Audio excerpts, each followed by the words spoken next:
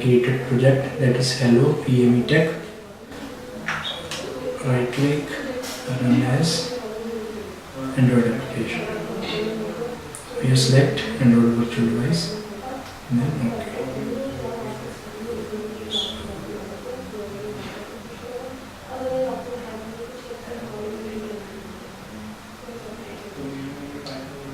Here you can see the application is launched on Android virtual device on emulator.